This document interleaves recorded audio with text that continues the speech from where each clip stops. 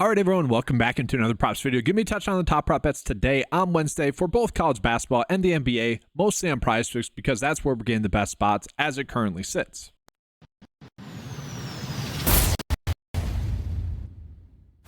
Now, guys, today is a slightly sad day for me, not because the bets slip went 2 for 6 yesterday, and not because had I put it out an hour later, we had good NBA bets. They hit about 5 out of the top 6, ended up hitting. A little bit sad about that, but my Milwaukee Bucks traded Bucks legend Chris Middleton, arguably the second best player in franchise history, and it's pretty sad. I don't know if you guys have ever seen The Fox and the Hound, but it very much feels like this scene where, yes, it's the correct decision, but still looking back on it, it's a little bit bittersweet. Like literally all my favorite moments, like of being a Bucks fan, basically are Chris Middleton clutch shots at the end of games, especially in the playoffs, and like just. Chris Middleton, his career with the Bucks was just such a fun career where it was really the start of an investment that really felt like it was going to pay off. Like at the time they had Jabari Parker, they brought in Giannis obviously as well. With Chris Middleton, it really felt like they were going to be able to win an NBA championship. And so it was really easy to get on board as a fan. You kind of had that investment. And for that to build and build and build to the point where they finally won an NBA championship, to the point where he was an all-star NBA champion. Very fun there. So it's a very bittersweet day. I understand the trade. It does make sense, although he's arguably the clutchest player in the playoffs when it comes down to clutch time, making those clutch shots. So very bittersweet. A little bit sad, but I get it. But jumping on into today's prop bets, and we'll start off with the NBA, but that kind of calls out NBA right now. It's like there are a lot of random trades that are going to occur, okay, still.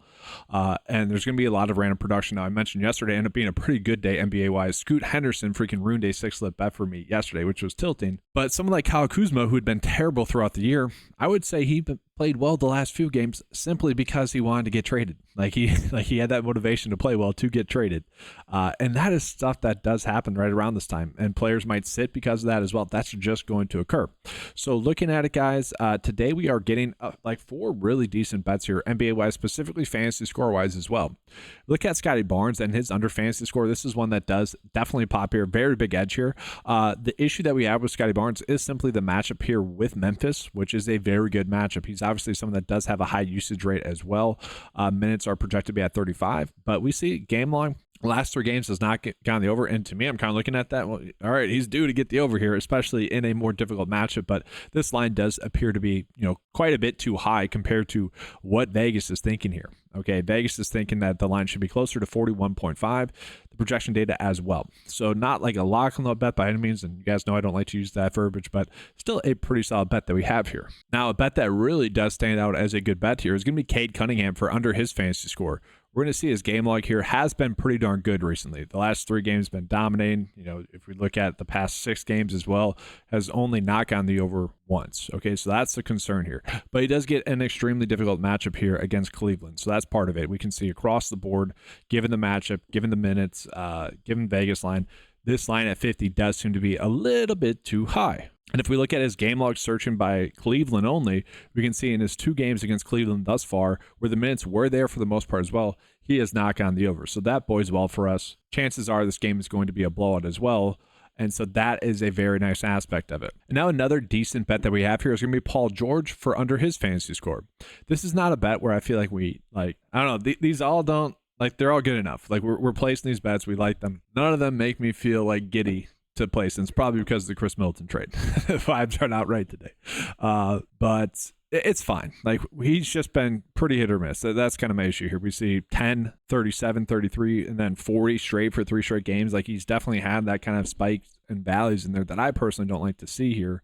Matchup against Atlanta, kind of middle of the road, a little bit more difficult. But with Paul George, his usage is going to be down with Embiid back. And so that, I think, is the biggest reason as to why we are targeting more of his under fantasy score. And then Kobe White as well. Kobe White, I struggle with this one as well. Just the Bulls production, to me, with Zach LaVine gone, it makes sense to me to actually be targeting more Kobe White's overs, honestly, with Zach LaVine gone. But we do see his game log here, guys. In 3 out of his last 4 games, he has gotten the under. Against Miami, actually got the over. But for the most part, has mostly been struggling lately. So I could see betting the under here. I mean, these are all 4 pretty decent bets, kind of more shoulder shrug bets where it's like, yeah, these are the best bets that we have today.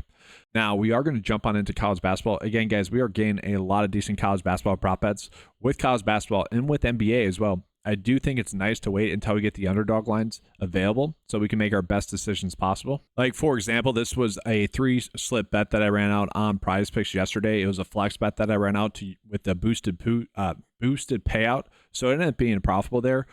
You see Thomas Sober there, which was extremely tilting because he had like 13 fantasy points in the first like 8 minutes of that game. Seemed like it was going to be a sweat-free cash for us, and then just doesn't do anything. Missed some free throws. But the point was, his line was a very good edge for us. This ended up getting bumped to 36 by lineup lock on PrizePicks as well. So we were clearly getting a good edge here. It didn't work out. Same thing with Coleman Hawkins, and then same thing with Sean Padula there as well for under his fantasy score. PrizePicks had this line at 30. Okay. And so at 32, where we're already being told to bet the under, that seemed to be a good bet. And so that kind of just calls out, we do want to be making the best decisions possible on each and every slate. That will add up in the long term. And I did call that out in the comment section yesterday as well. It's like, all right, we are getting slightly better edges in some of these other spots as well. And so now we go ahead here and jump on into these college basketball prop bets. We got Ziegler for under his fantasy score. Again, the issue with this one is kind of what we had yesterday. The projection data does like the over. Same thing with Cam Carter for under his fantasy score. So these are two bets that I probably will feel much more comfortable betting on once we get those underdog lines, once we can compare these two bets against those underdog lines. We are seeing Darius Johnson with an interesting line. We could see betting his under PRA there. The projection data likes it at 18.4 at 21.5. This has about a 55% likelihood for the under to hit, so not bad there. Bryce Williams for under his fantasy score. He is someone that went off in the last game. Don't know if I exactly want to get there because of that, but we'll see. This is clearly a little bit too high compared to what Vegas is thinking here as well. I mean, we're getting plenty of decent bets. I wouldn't exactly call today like an extremely high volume day, but it is another pretty high volume day. And again, what I mean by that is we just attack all these really good edges that we have. Because we are getting so many good bets, it's hard to just say, all right, this singular bet is the best bet when we are just getting plenty of decent good bets. And that's kind of been the theme with college basketball lately. We are just getting a lot of solid edges. We got Clifford here for under his fantasy score as a decent prop bet. If you guys are looking for a Super Bowl bet, Patrick Mahomes for under INTs, that's a decent bet. But again, this is kind of the issue. So we are getting a pretty loaded slate here as well. I do want to jump into real quickly a couple of PGA prop bets as well. We don't have to go crazy with it. Now, at this tournament, they're playing at the Waste Management Phoenix Open, the People's Open. It's very fun, guys. We are getting some good PGA prop bets. And just as an FYI, I have not included this on the cheat sheet because the sportsbook data that we are comparing the lines against is basically PrizePicks and Underdog for these lines. And that's how we're able to gain our edge. And we're also comparing against how the course is played traditionally and the players' averages. So it's not like an exact true sportsbook line. And sometimes we get these massive edges. And so like here with Ches Reavie, over 3.5 birdies or better, not terrible, but also he's projected to get 3.9. So not exactly projected to get 4. Now, if we ran it up, sure. Tom Kim under 4.5, like that one a little bit better, but we are getting enough decent ones. So I'm calling this out because if you guys maybe don't like some of those college basketball bets or NBA bets, you could end up tossing in one of these ones to make a 5-slip bet, a 6-slip bet, or something like that, or 4-slip bet, a 5-slip bet instead. That's how you go about doing it. And I say that because with PGA prop bets, you cannot use them all. You can't stack these together because the payout will be significantly reduced. So you can't pair 2 over birdies or better prop bets together because that'll significantly reduce the payout of that bet. It becomes like 2x to the point where it's like betting a goblin. It's just not worth it in the long term or really even the short term. The payout's not worth it. And guys, right as I was about to give you guys the bet of the day, I refreshed Underdog. We are getting some fantasy score prop bets, so I'm going to go ahead and refresh the data on my end so that we can make sure we're making the best decisions possible. Yesterday, that happened right as I finished the video. Underdog came out with their lines. I ended up letting you guys know what the good bets were in the comment section because of that, but I'll refresh the data here so we can make the best decisions possible, and then we'll begin to a bet of the day. And then, guys, real quickly while I'm doing that, I do want to call it like yesterday on Underdog. It's been super strange lately betting on PrizePicks and Underdog both because obviously we are making the best decisions possible on each site and attacking accordingly. But it has been weird how it's been. Most days have either been a really good Underdog day or a really good PrizePicks day. Now, I mentioned that yesterday, NBA-wise on PrizePicks ended up being pretty good. 5 out of the top 6 prop bets ended up hitting. College basketball-wise, not good for PrizePicks. But on Underdog, it was. Literally 6 of the top 8 prop bets ended up hitting. I already showed you guys the first slip. This was the second slip. Mike PV ended up going off, which is also probably why Sober did not get his over. So a little bit different from what Vegas expected. But it's always just a little bit strange how, like, per site, it does end up like making a big difference. And it's just a little bit strange. And that's due to PrizePicks and Underdog having some pretty different lines on each site. And I hate that I couldn't give you guys out either slip on Underdog yesterday because we weren't getting that data. And like, I never know exactly when they're going to give us that data. All right, so here we go. Again, we are getting some pretty good edges here actually on Underdog, guys. So Ziegler actually becomes a better bet on Underdog, so no need to really get there on PrizePicks anymore. We got Ivy Curry for under his fantasy score 26. The projection data agrees with that one. We got Neil for under his fantasy score, another pretty good one here. One that I really want to call it, Donovan Dent here. Okay, so under his fantasy score, when we compare that against the PrizePicks line, guys, that is vastly too high, and also compared to the projection data and the average sportsbook line. So that's clearly an edge that we should be getting to there on Underdog. 54% likely to hit, so feel pretty good about that. And let's actually just sort by prop line differences between the two sites. So if you like Cooper Flag to get over his fantasy score, you guys would want to do that on Underdog a little bit. We'll flip it around the other way as well. Donovan Dent's really the clear outlier for Connor here. And right, that's a standard line for PrizePicks. That doesn't matter. Let's see here.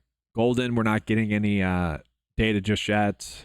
Ace Bailey, not too much as well, but some decent edges there. And if you guys wonder when this is 0, this is basically, that's just showing us that we don't have like probably the steals or blocks data that's coming. That's kind of unique. It's mostly just for more popular games where we get the steals and blocks data to be able to have that combination stat that is the fantasy score line. So I know I sometimes get that question, that's what's going into that. So we have a pretty good day today, it seems like, for PrizePicks Underdog. I'm going to start with the Underdog slip, and then I'll give you guys a PrizePicks slip. But first, do want to call it, if you guys have never signed up for Underdog, make sure to use the 9to5 promo code, 9to5 spelt out. I'll give you guys a $50 deposit match. And if you guys are looking to sign up for the 9to5 membership, you guys can get access to all these tools. The PrizePicks Underdog cheat sheets are updating about every 30 minutes, and that'll obviously give us the best bets for NBA and college basketball each day, as well as PGA, and then you get access to all the fantasy golf tools as well.